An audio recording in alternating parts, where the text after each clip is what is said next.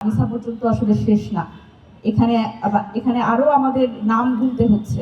এত ব্যানারগুলো নিয়ে যখন আমরা এই একই কথা বলছি, সেই জায়গা থেকে আমার মনে হয় যে একটা ব্যানার থেকে যদি আমরা সবাই মিলে আওয়াজ দিতে পারতাম, এই বিচ্ছিন্নভাবে না বলে, সেটা আমাদের জন্য আরেকটু ফলপ্রসূ হতো এবং সেটা হয়তো সরকারের প্রতি আমরা যে চাপটা সৃষ্টি করতে চাই সেটাতে হয়তো আরো অনেক আমরা বিচারিক প্রক্রিয়া এবং এই ধরনের অপরাধ সংগঠিত হওয়ার ক্ষেত্রে আমাদের যে একত্রিত যে একটা অংশগ্রহণ এবং আমাদের যে একটা ভয়েস, এইটা একসাথে উচ্চারিত হলে সেটা অনেক জোরে শোনা যায় এবং দূর পর্যন্ত যায়।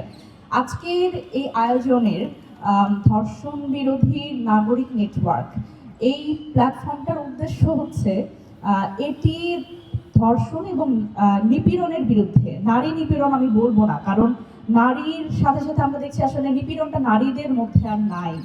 নিপীড়নটা শিশু পর্যন্ত চলে গেছে এবং আমরা জানি যে শিশুর কোনো লিঙ্গ হয় না।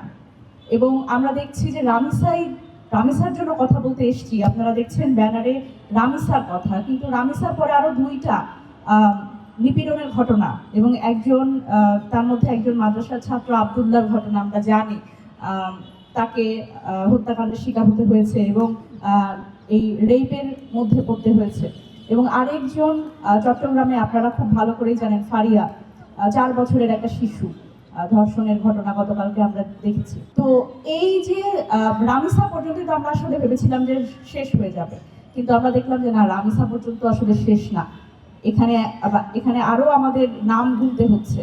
সুতরাং এই জায়গায় আমাদের মনে হয় যে এটা আসলে আমরা যারা রাজনীতি করি, আমরা সবকিছু, আমাদের একটা প্রবণতা আছে সবকিছু রাজনৈতিকভাবে ডিল করার, কিন্তু দেখেন সমস্যাটা তো আসলে রাজনৈতিক না।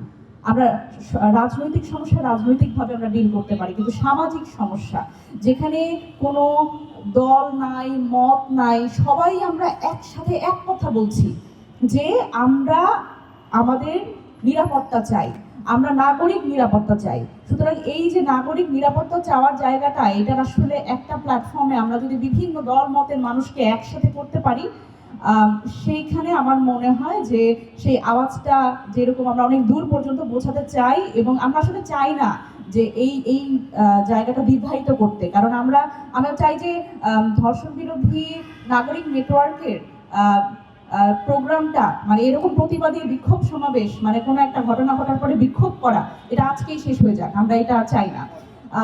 তো এই জায়গাতে আমি বলতে চাই যে এই ধর্ষণ বিরোধী নাগরিক নেটওয়ার্কটা যেহেতু একটা সামাজিক প্ল্যাটফর্ম, আমরা বিভিন্ন রাজনৈতিক দল হতে পারি, বিভিন্ন সামাজিক সংগঠনের হতে পারি, কিন্তু আমরা একসাথে এসে জানেও আমাদের এই সামাজিক সমস্যাগুলো নিয়ে কথা বলতে পারি, এই জায়গাতে আমরা যাতে আসতে পারি, সেই কারণেই এই ধর্ষণ বিরোধী নাগরিক নেটওয়ার্কটা তৈরি করা।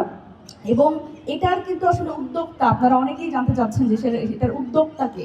এটার উদ্যোক্তা আসলে আমরা সবাই, আপনারা এখানে যারা আছেন সবাই এটার উদ্যোক্তা, কিন্তু একজনের তো আসলে ইনিশিয়েটিভটা নিতে হয়, সেটা হয়তো আমি নিয়েছি। এবং এখানে এটা জরুরি না আমার রাজনৈতিক পরিচয় কি, এখানে আমার পেছনে যারা বসে আছেন সম্মানিত অতিথি এবং যারা পথে আছেন, যারা আসছেন এখানে যুক্ত হতে, তাদেরও রাজনৈতিক পরিচয় মুখ্য না। তাদের সবচেয়ে বড় পরিচয় হচ্ছে আমরা এই নিপীড়নের বিরুদ্ধে আওয়াজ তুলব এবং এই আওয়াজটা জারি রাখা দরকার।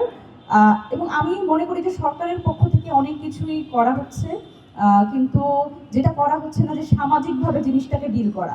সরকারের জায়গা থেকে সরকার সেটা করার একটা দাবি আমরা করব, এবং আমাদের জায়গা থেকে আমরা প্রত্যেকে হয়তো এই ধর্ষণ বিরোধী নাগরিক নেটওয়ার্কের মাধ্যমে আমরা সামাজিকভাবে সামাজিক সচেতনতামূলক কর্মসূচি হোক, বিভিন্নভাবে আমরা আসলে সারা বাংলাদেশে এই যে সামাজিক সমস্যা, সামাজিক ব্যাধি হয়েছে, এইটার বিরুদ্ধে আমরা হয়তো কথা বলবার একটা সুযোগ পাবো।